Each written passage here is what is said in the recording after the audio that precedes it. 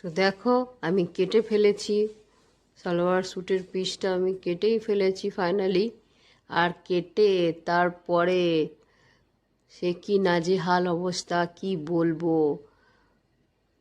তো তবুও আমি হাল ছাড়িনি, শেষ পর্যন্ত দেখো কেমন হয়েছে। আমরা যখন কাশ্মীর গেছিলাম, কাশ্মীর থেকে ফেরার সময় আমরা অমৃতসর গেছিলাম।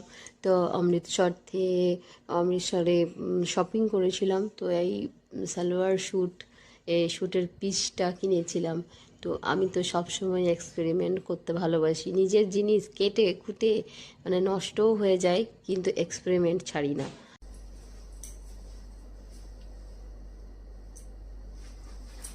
তো বলো কেমন হয়েছে ড্রেসটা, কেমন বানিয়েছি।